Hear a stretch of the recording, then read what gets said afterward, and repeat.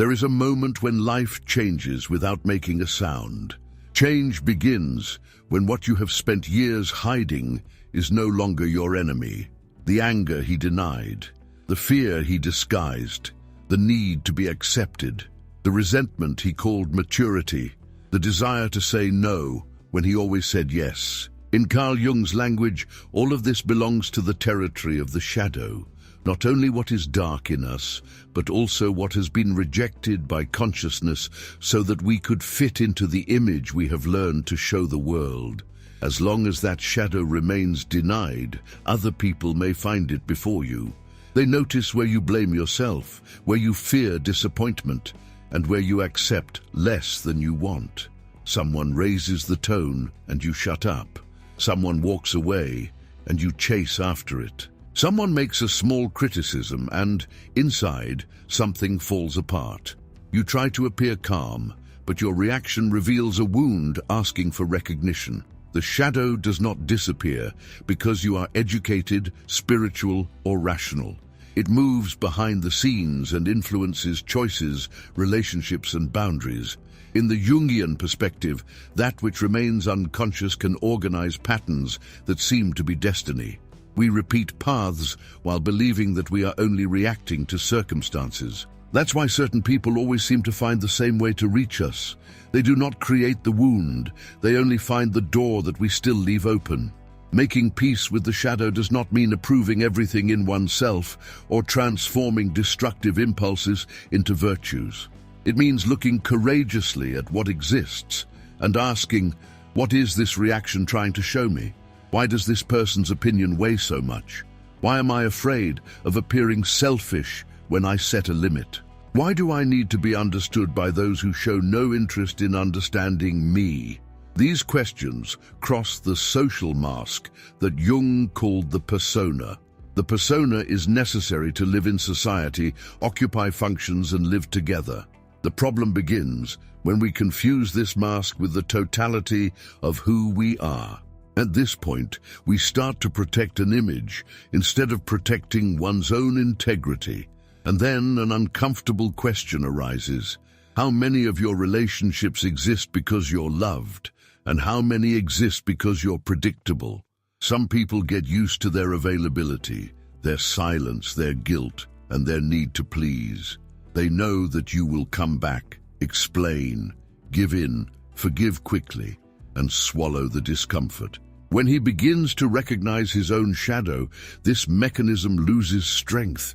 You find that you also feel anger, and anger may indicate that a boundary has been crossed. You discover envy, and it can reveal a desire that you have never allowed yourself to admit. He discovers pride, fear, ambition, jealousy, and the need for control. Instead of being ruled by these forces, you listen to them, discern them, and choose what to do with them. From there, something strange happens in relationships. You don't have to raise your voice, threaten, or announce a new version of yourself. Just stop automatically offering the reactions that kept the old game going. The provocation that once produced a long explanation finds silence.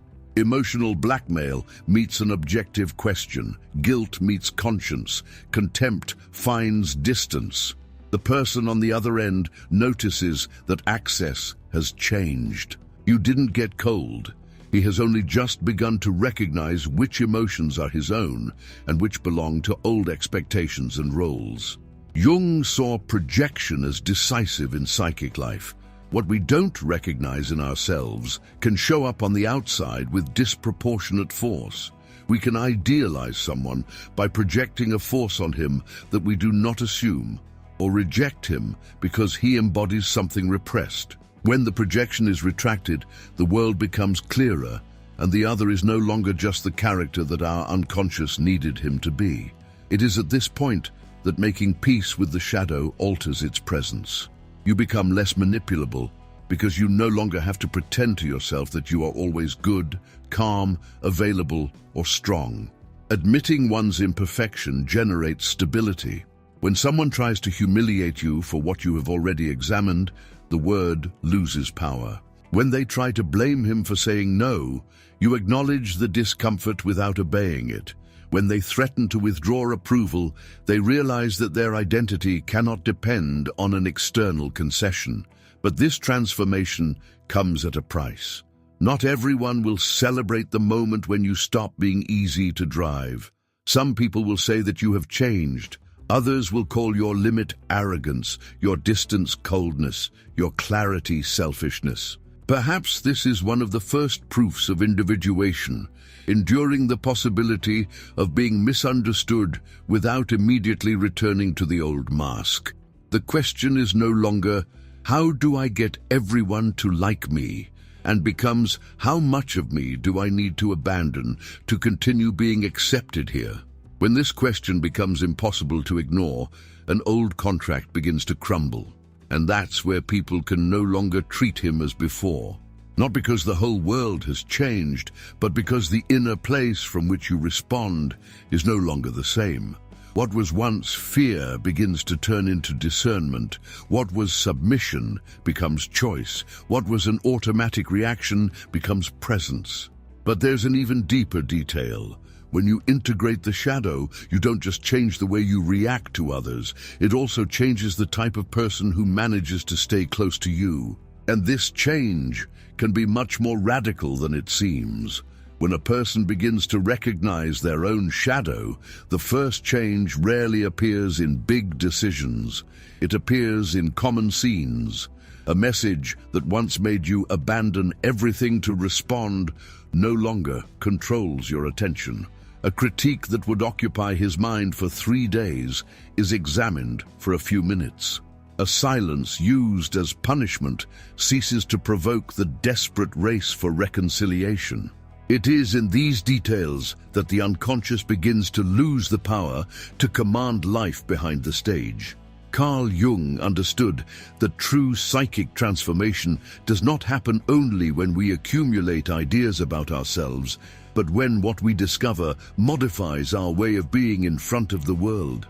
Knowing that you have a shadow is information. Recognizing it the moment it awakens is the beginning of a change. Imagine someone who has spent years trying to be indispensable.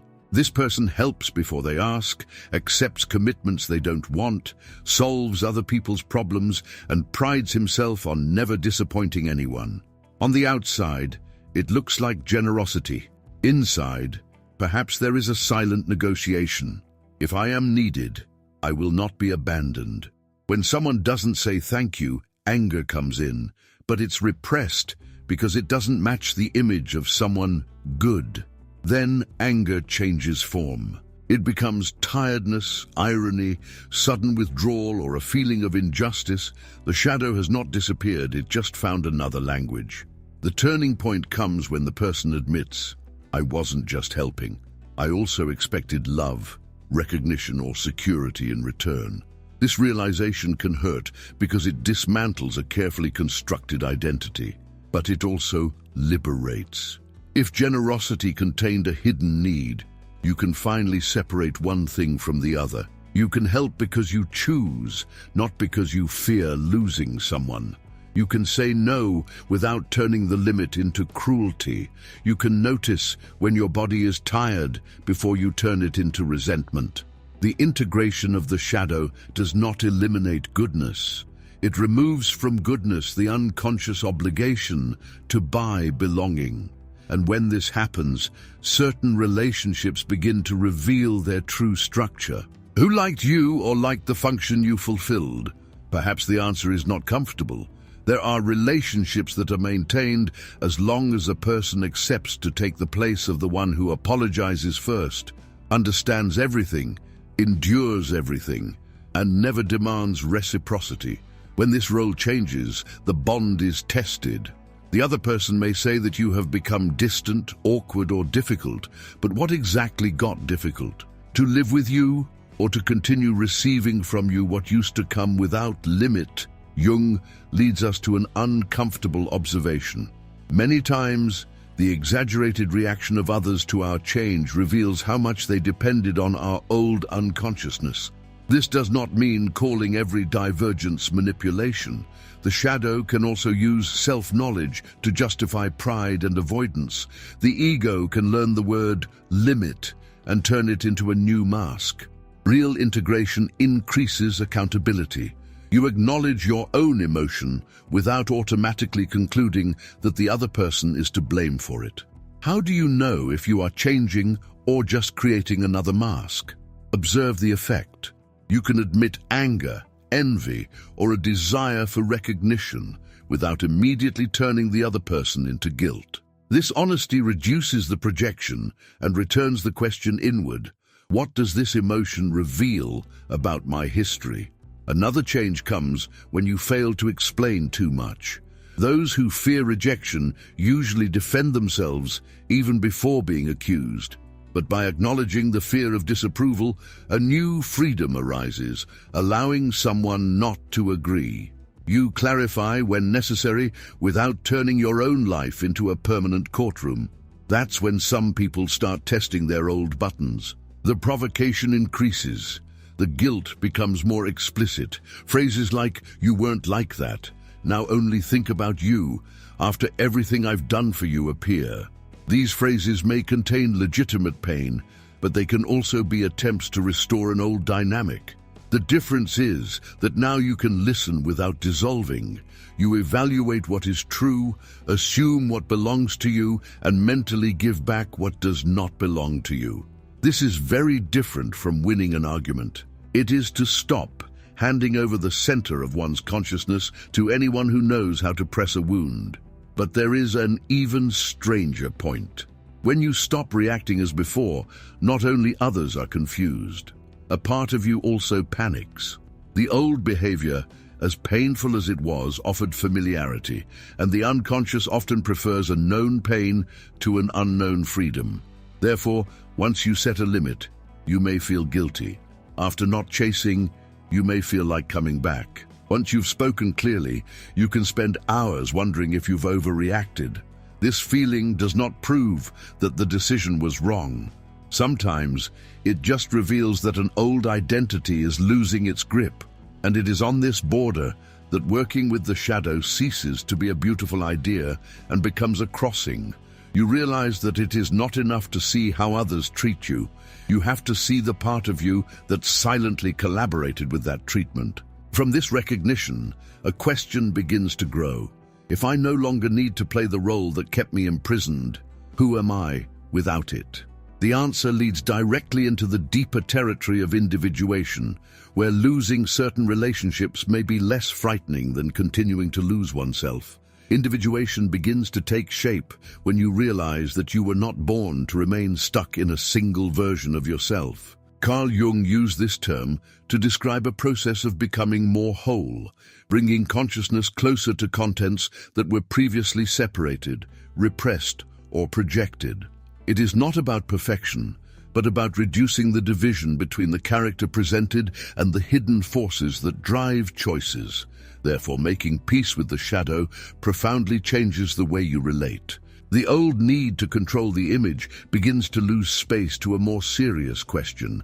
What is true in me, even when it is not beautiful, convenient, or approved? For years, you may have tried to maintain the same identity in front of everyone. Strong at work, understanding in the family, available in relationships, patient with friends. Gradually, this apparent coherence can turn into prison. You feel something, but you demonstrate something else. It wants distance, but offers presence. He is hurt, but smiles. He disagrees, but agrees to avoid tension.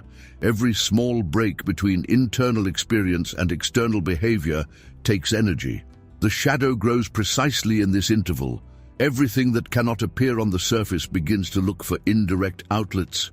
Dreams, impulses, irritations, fantasies, lapses, repeated choices. What would happen if you stopped asking, "What should I look like?" and started asking, "What's really going on inside me?" The change seems small, but it displaces the center of life. Instead of organizing each response to protect the persona, you start listening to the conflict. And conflict is no longer proof of failure. It can be a message that two parts of you need to be recognized. A person can love family and need distance, be generous and feel angry when they are exploited, desire stability and adventure. The rigid mind tries to choose one side and expel the other. The Jungian view admits opposites. When one of them is denied, it does not disappear, becomes less conscious. This tension changes the way you react to judgments. Before, an accusation could force him to prove otherwise. If someone said you were selfish, perhaps you would do even more for others to restore the image of generosity. If they said he was weak, he could make reckless decisions to appear strong. If they called him cold, he might accept closeness that he did not want. But when you know your own complexity, the accusation ceases to function as order. You may ask, is there any truth to this? If there is, learn. If there isn't, you don't need to represent the opposite to convince anyone. What if, precisely, the characteristic you most fear assuming is an energy that needs to be transformed, not eliminated? Aggressiveness, for example, can become the ability to protect boundaries. Ambition can be organized into direction and discipline. Recognized selfishness can reveal a legitimate need to preserve time and resources. Even the desire for control can point to a deep-seated fear of chaos or abandonment. Integration does not sanctify any impulse. It seeks to understand the hidden energy behind it and find a conscious form of expression. That's why some people perceive their transformation as a threat. They don't need to understand psychology to feel that the pattern has changed. When someone tries to provoke guilt and you don't respond automatically, the old mechanism fails. When unfair criticism does not produce the expected desperate defense, a void arises. When you ask for reciprocity in a relationship built on unilateral concession, the entire structure needs to reorganize itself. Some bonds mature, others conflict, others finish. But can you stand the silence that comes after you stop chasing those who always went away to be chased? This is one of the most difficult tests. When you stop participating, an empty space can appear. The ego interprets this emptiness as loss. The psyche, however, may be making room for something that does not yet have a name. In this interval, dreams and symbols can gain importance. Jung saw the unconscious as something greater than a storehouse of repressed material. Recurring images can point to internal conflicts, but there is no universal dictionary capable of translating them. The meaning depends on each person's history and associations. What you avoid looking at may appear with another face, and what you most condemn in others sometimes works as a mirror. This does not mean that all injustice is projection. The useful question is, why has this situation captured so much psychic energy? The answer may reveal a wound, a violated value, or an aspect that has not yet been consciously placed. The transformation deepens when you perceive the shadow in real time. In irritation, he asks what was threatened. In envy, what you want. In guilt, whether a true value or just an old expectation was violated. Thus, self-knowledge ceases to be a discourse and becomes a practice. Then an unexpected consequence appears. You become more difficult to categorize. He is no longer always docile or always combative. It is not always available or always distant. You respond according to reality, not with a fixed role. For those who benefited from its predictability, this may seem like instability. In fact, it may be the beginning of a more integrated personality. And when you stop fitting into the character that others knew, a question arises. Who do you think you are now? The answer will not be given with words, but with how you will live the next limit. When you no longer fit into the character that others expected, reality begins to produce small, revealing scenes. A person who always interrupted notices that you now finish the sentence. Someone who played pranks at your expense finds a calm response instead of an embarrassed smile. A family member who is used to deciding for you finds that your opinion continues to be heard, but it no longer works as an order. What changes is the psychic position. Carl Jung helps to understand why this change seems so intense. When consciousness integrates previously repressed parts, it no longer depends so much on the external compensations that sustained an incomplete identity. The result may seem simple on the outside, but internally it is a profound reorganization. Think of the person who has always been called calm. Maybe she really values serenity, but perhaps part of that calm was fear of conflict. One day she realizes that avoiding all tension does not produce peace, produces accumulation. He starts to say when something bothers him, without aggressiveness and without apologizing for existing. To those who knew her only for her docility, this new clarity may seem hostile. The curious thing is that the person did not become more aggressive. She only recovered an energy that was previously pushed into the shadows. This energy, when conscious, can serve the protection of dignity instead of exploding later in resentment. Something similar happens with those who have built the identity of strong. You may have learned never to ask for help, admit fear, or show tiredness. When he begins to integrate fragility, he may say something previously impossible. I can't do it alone. Strength ceases to be performance and becomes the ability to remain whole in the face of vulnerability. There's an irony in this. Traits used to win approval can prevent true relationships. If you must always be pleasant, no one knows your disagreement. If it needs to be always strong, no one knows its need. The persona receives applause while the person behind it remains invisible. What's the point of being accepted by a version of you that can't breathe? The shadow does not contain only impulses that we judge negative. Jung also opened space to understand that positive qualities can be repressed. A person can hide creativity because they have learned that getting attention is dangerous. It can lower your intelligence so as not to disturb a group.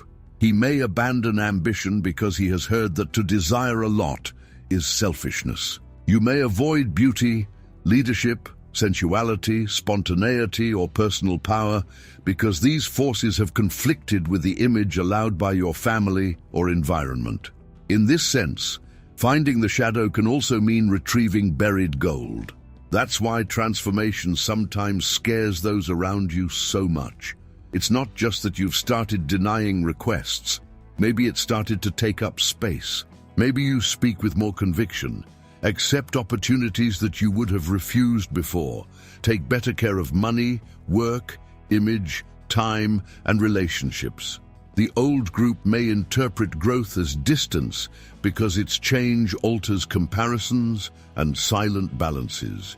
Not every negative reaction is envy, and it would be simplistic to say that.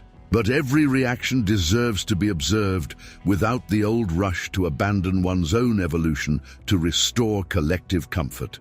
Consider an unlikely but revealing situation. For years, someone has been the mediator of all the family's quarrels. He always receives phone calls, listens to opposing versions, and tries to repair conflicts. One day he decides not to occupy that place. It respectfully says that each adult needs to talk directly to the other. Suddenly, two people who almost never agree come together to criticize him. The problem becomes precisely the one that failed to solve everyone's problems. This shows how human systems can resist when a part changes function. The same goes for friendships and relationships. When you abandon an old role, the bond needs to figure out if there is something beyond it. Was there friendship or convenience, love or dependence, respect or obedience? Individuation does not ask for paranoia. It asks for discernment and less fantasy. There is a risk, turning the new force into superiority. Whoever learns to say no can want to deny everything. Those who discover anger can confuse intensity with authenticity. The shadow just discovered can take the wheel under another name. Acknowledging an emotion does not obligate you to obey it. So how do you know if a transformation is maturing? perhaps by a discreet sign. You need less convincing others that you have changed. He does not make speeches about limits, practices limits. He does not announce that he respects himself. He stops participating in situations that degrade him. It doesn't try to appear mysterious. He learns to keep what does not need to be exposed. It does not seek to win all conversations. He manages to get out of some without carrying the need to have the last word. Power ceases to be theatrical. It is in this silence that the presence changes. People who are used to teasing begin to measure words. Sincere people may approach with more confidence because they realize that there is now someone who can say yes and no truthfully. Others move away. You lose some accesses and gain internal space. And then you realize something amazing. Being treated differently doesn't start when others understand your worth. It starts when you stop negotiating that amount in each interaction. But this discovery leads to an even more delicate point, because the next confrontation will not be with those who are outside. It will be with the guilt that appears when you choose yourself. Guilt is one of the most powerful guardians of the old identity. It appears just when you start doing something different. You refuse a request and feel like it was cruel. He interrupts a disrespectful conversation and wonders if he exaggerated. Stop chasing someone and imagine that you should try one more time. The body may even react. Tightness in the chest, anxiety, the desire to immediately correct what it has just done. But Carl Jung offers us an important key to understanding this moment. When an unconscious pattern is confronted, it is not just a behavior that changes. A whole part of the personality loses its known place. Therefore, the discomfort can be intense even when the new choice is healthy. For a long time, maybe guilt worked like an invisible leash because you learned that being loved depended on responding. To be good meant not to bother, to be strong, to endure, to be loyal, to remain. These definitions become dangerous when they take away your freedom. The shadow then holds everything that threatens this code. No anger, the desire to leave, and the desire to prioritize one's own life. When these forces return to consciousness, the first sensation may not be freedom. It could be guilt. And here's the twist. Feeling guilty doesn't automatically mean you've done something wrong. Sometimes it just means that you have disobeyed an old internal rule. The task is to distinguish moral guilt from conditioned guilt. The first appears when you violate a real value, hurt someone unfairly, or evade a responsibility that you recognize as yours. The second may arise only because you failed to fulfill the role that was expected of you. You need to examine your own motivation. Did you say no to protect a limit or to punish?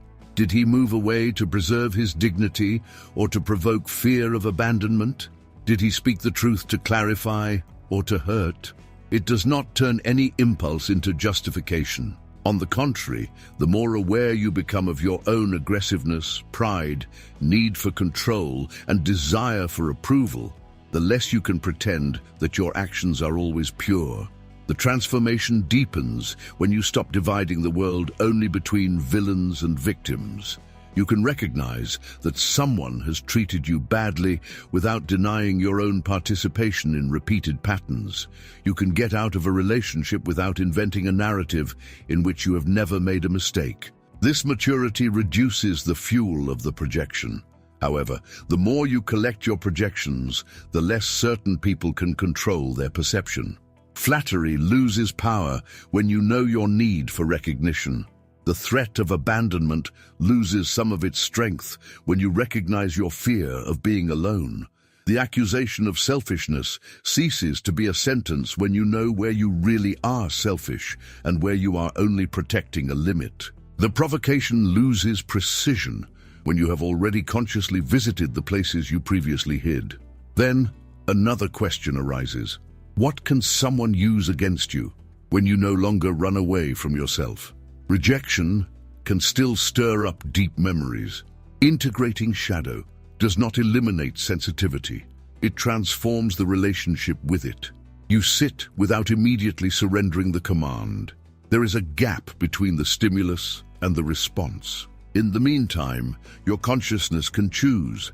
It is in this space that old games begin to die. A person tries to provoke jealousy, but you notice the fear before you act. Another uses silence to punish you, but you recognize the anxiety and decide not to beg for contact.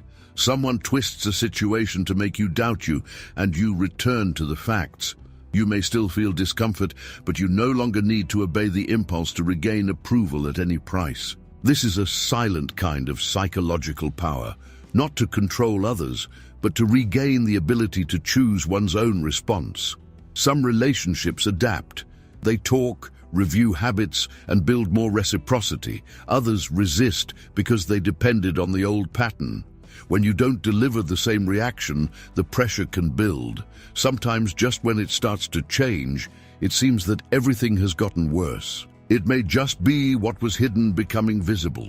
The greatest danger at this point is to return to the old identity, only to regain immediate peace. You apologize for a legitimate limit. He resumes a relationship that he already knew to be destructive. He accepts again the role of savior, mediator, or culprit. Relief comes quickly because the system recognizes your old position, but then the resentment returns. The shadow returns to the underground, now even more charged. Individuation requires enduring a period in which the new does not yet seem natural, and the old can no longer be lived without consciousness. It's like crossing a bridge at night. Behind is a known margin. Ahead, a territory still without form. The temptation is to go back just because the path is familiar, but individuation points to a greater totality, not to the eternal maintenance of the same mask. Some certainties and images of oneself will not cross the bridge. And when that happens, something decisive changes. You stop asking just, why did they do this to me? And start asking, why did I remain available to this standard for so long? This question is not meant to blame the victim of an unjust situation. It serves to recover agency where it exists. The past cannot be rewritten, but the inner place from which you enter the next bond can change. And it is precisely this change that prepares the last stage of this journey. Not only to recognize the shadow, but to build a life in which it no longer needs to rule in hiding. Getting this far means facing a conclusion that can be simple to understand and difficult to live. Making peace with the shadow is not a one-time event. It is a practice of consciousness. Carl Jung did not offer the idea of individuation as a quick technique to become immune to the world, but as a movement toward a more whole personality. The shadow is not defeated, it is recognized, interrogated, and integrated. And the more this relationship matures, the less you need to build your life around approval, fear, and the repetition of roles that have already lost meaning. The first practical step is to observe before correcting. Pay attention to situations that produce disproportionate reactions. Who can irritate him with a few words? In which relationships do you feel the need to explain everything? What kind of person arouses envy, fascination, or immediate contempt? At what moments do you say yes, while your whole body seems to want to say no? Just register. The shadow often appears where the emotional energy is intense, repetitive, and difficult to comprehend. The second step is to replace judgment with curiosity. If you feel angry, instead of saying, "You shouldn't feel that," ask what was threatened. Maybe it was a limit, an expectation, an old wound, or your pride. If you feel envious, ask what possibility present in the other points to a desire of yours not yet lived. If you feel guilty, investigate whether you violated a true value or just disobeyed a learned expectation. It increases your ability to respond consciously, because an understood emotion has less need to act in the shadows. The third step is to observe projections. Think of someone you idealize or reject with intensity. What characteristic of this person exerts so much power over your attention? Is there a force there that you do not allow yourself to develop, or a trait that you are afraid to recognize? Not all admiration or rejection is projection. The question serves to better separate what belongs to the other from what his or her story adds. The fourth step is to transform consciousness into limit. It's no use acknowledging that you fear rejection and continuing to accept anything to avoid it. Choose a concrete situation and practice a different response. A shorter no, one less explanation. A conversation you've been putting off, a clear request for reciprocity, a temporary withdrawal when the emotion is high. The boundary doesn't have to be aggressive to be firm, and its validity does not depend on whether the other person likes it. When the old guilt arises, ask, did I act against my values or just against my conditioning? If it was unfair, notice. Apologizing doesn't diminish your strength. If the limit was legitimate, endure the discomfort without dismantling it just to regain approval. The fifth step is to accept that some people will respond differently. Shadow integration changes quiet contracts. Those who only knew your persona can say that you are no longer the same. In a sense, it is right. Parties previously excluded now participate in their choices. This does not make him superior, but more responsible. The less you need to look perfect, the less imperfection can be used against you. An actual failure can be recognized without collapse. A false accusation can be refused without a battle for identity.